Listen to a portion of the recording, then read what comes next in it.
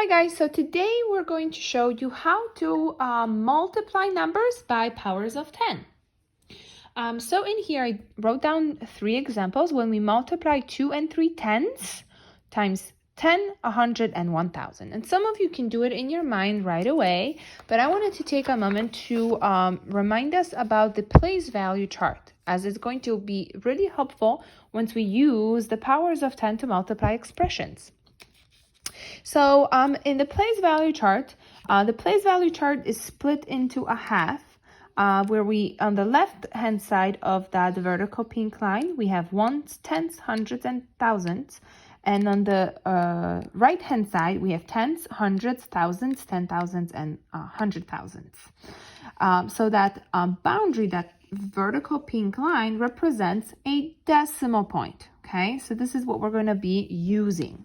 So when I have 2 and 3 tenths, 2 is going to be in the ones place, and 3 is in the tens place. If I multiply 2 and 3 tenths times 10, the 2 is going to shift into tens place.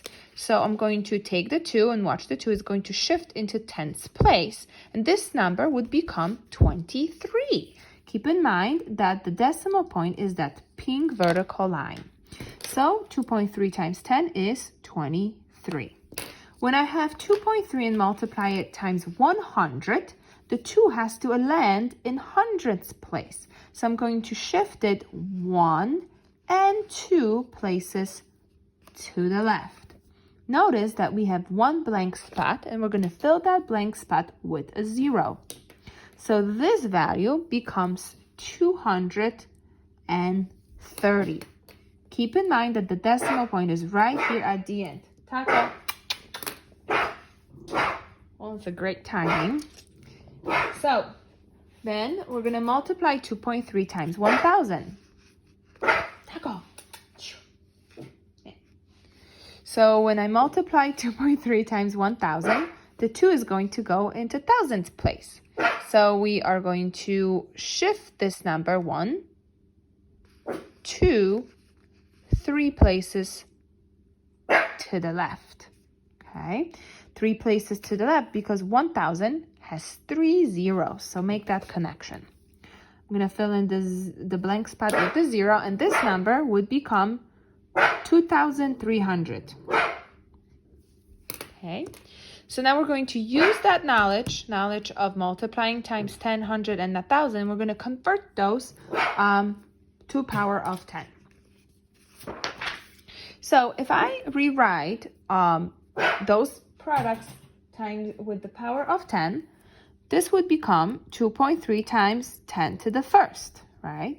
So now I want to show you a different kind of strategy. If you don't have your place value chart, you can just use the knowledge of moving the decimal point to either right or left, depending on what it is that we're doing. So we notice that anytime we multiply the 2.3, because we multiply it times a number more than 1, then the overall value became larger. So if I want to use a decimal point, I'm going to take a moment to rewrite the 2.3. I'm going to shift my decimal point 1 place to the right. So notice, almost like the digits itself, the 2 shifted to the left, right? But notice what happens with the decimal point. I'm going to draw in the decimal point in this case. Notice what happens to the decimal point. As the 2 moves to the left, the decimal point moved 1 place to the right. So again, as the 2 moved to the left into tens place, since we're multiplying times 10, the decimal point moved 1 place to the right because you need to go back into its original spot to get 23. Okay, so I'm just going to leave that up here for the reference. So I'm going to move my decimal point to get this value equal to 23. When I multiply 2.3 times 100, since 100 has 2 zeros, it is the same as multiplying 10 to the second power. And notice we did all this to kind of get your brains going and thinking about multiplying. But all of the problems that you're going to be working with as of now are the products that are powers of 10.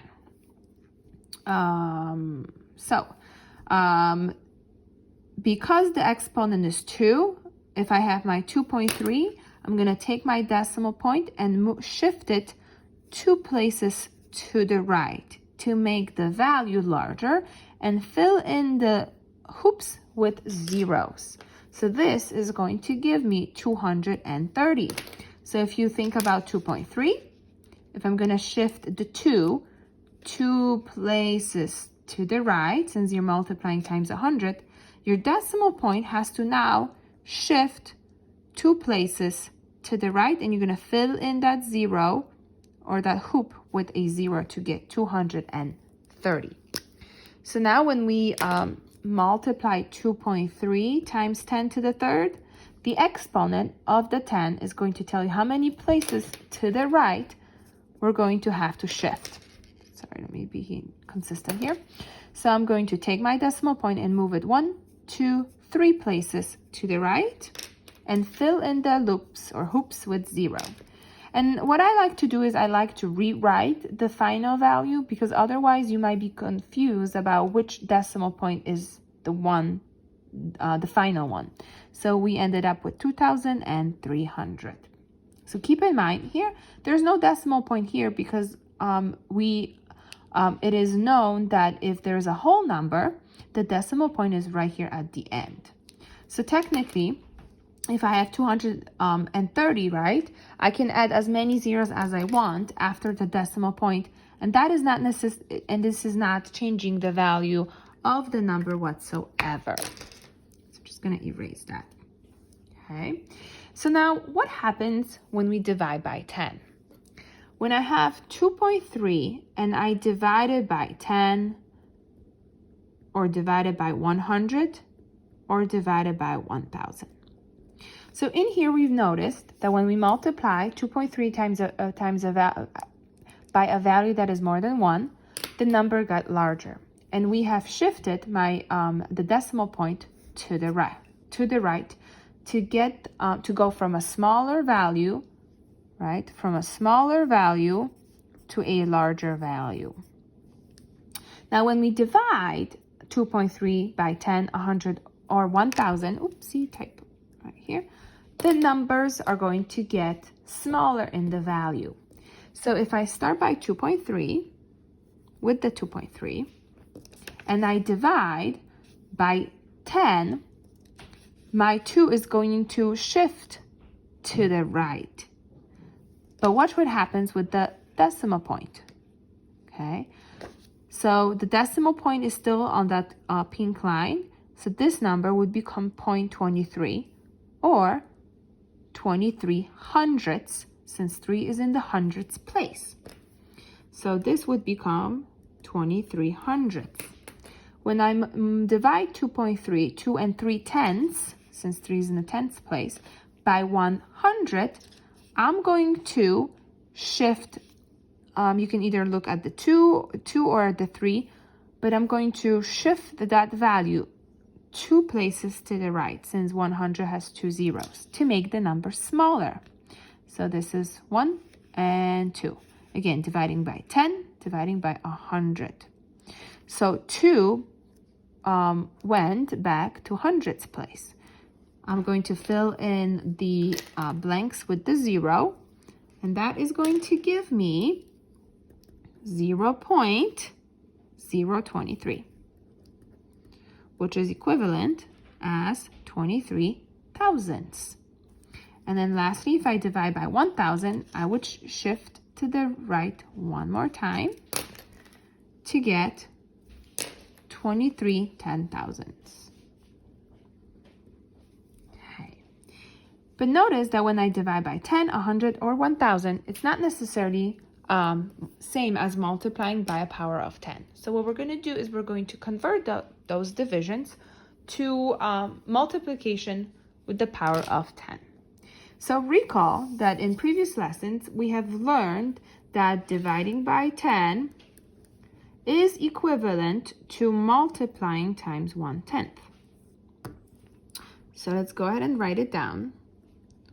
So dividing by 10 is equivalent to multiplying by 1/10. Okay. So if I have, for example, 50 divided by 10, that's 5. And 1/10 of 50, that is also equal to 5. In previous lessons, we have also learned how to convert between negative and positive exponent using negative exponent rule. And we have learned that if I have 1/10, 1/10 is the same as 1 over 10 to the negative first power, 10 to the positive first power. And if I want to convert that to a negative exponent, that would be equivalent to 10 to the negative first. So anytime we had negative exponent, we would take the reciprocal of the base. So the reciprocal of 10 is 1/10, and change the negative exponent to positive. So I'm kind of working backwards here for a moment. When I have 1 over 100, this is the same as 1 over 10 to the second, since 10 times 10, that's 100.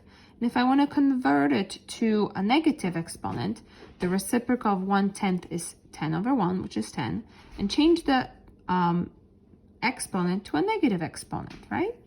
And when I have 1,000, 1,000 is the same as 10 to the third, and if I need to rewrite it as a negative exponent, this is equivalent to 10 to the negative third. So we're going to use that knowledge to rewrite those problems as multiples of power of 10, because this is how you're going to see the problems in your workbook and as well as in Edpuzzle. So I'm going to take a moment and rewrite dividing by 10, by 100, by 1,000 as multiplying by a negative exponent. So dividing by 10 is the same as multiplying by 1/10, right? Dividing by 10 is the same as multiplying by 1/10. By 1/10 is the same as 10 raised to the negative first power. So what is different about this example is that here we have a positive exponent and here we do have a negative exponent. So when we had positive exponent, we shifted our decimal point one place to the right. So as probably you're figuring out right now, when we have a negative exponent, our decimal point is going to be shifted, in this case, one place to the left. So I'm just going to write 2.3. I'm going to leave some space here, and I would shift my decimal point one place to the left. So this number would become 0.23 or 23 hundredths. A lot of you like to put zeros in front of the decimal. Excuse my dirty blouse. So you are welcome to do this. Now, if you were to, again, kind of reference it with the place value chart, when you start at 2.3 and you divide it by 10 or multiply it times 10 to the negative first, right? Notice what happens with the decimal point. This is the decimal point right here. So as the 2 shifts to the right, the decimal point technically needs to go back one place to the left, right? This is why we have shifted one place to the left to get 23 hundredths, okay? So with the next example, 2.3 times 10, while dividing by 100 is the same as multiplying times 100, and multiplying times 100 is the same as multiplying times 10 to the negative second power. Because because we have a negative exponent, we're going to shift our decimal point 2 places to the left to make the number smaller, 1 and 2. Okay? Fill in the loops with the 0, and that's going to give us 23 thousandths, because 3 is in the thousandths place now. Okay? And lastly, for the last one, we need to divide by 1,000. So dividing by 1,000 is the same as multiplying by 1,000ths. And multiplying times 1,000ths is equivalent to multiplying times 10 to the negative third. So in this case, I'm going to take my decimal point and move it 3 places to the left. 1, 2, 3. Again, you can draw yourself a little arrow. You can cross out the old decimal point, but make sure you indicate your new decimal, the placement of your new decimal point. So again, if you feel like your work might confuse you later on when you need to refer back to it, I highly recommend rewriting it, taking a moment and rewriting the final value. Okay?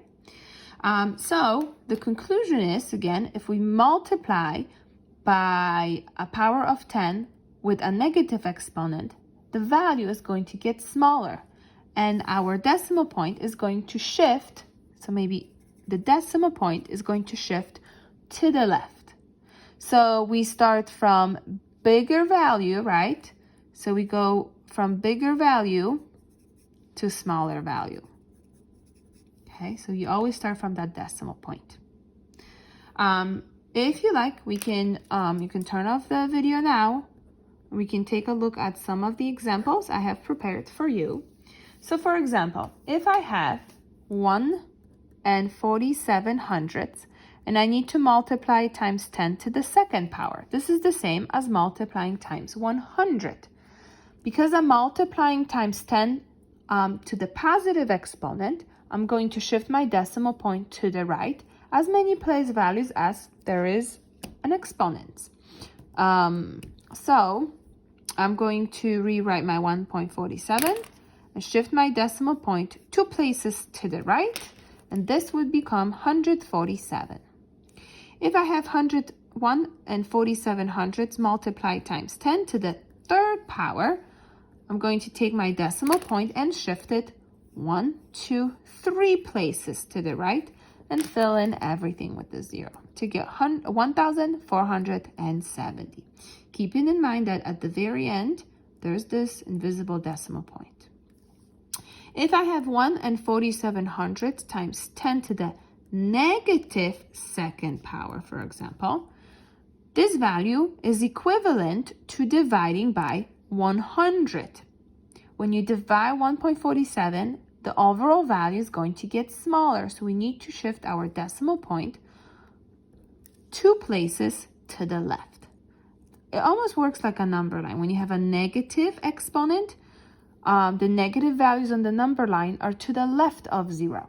The positive values are to the right of 0 on the number line. So that's going to help you with remembering which direction you need to move forward to.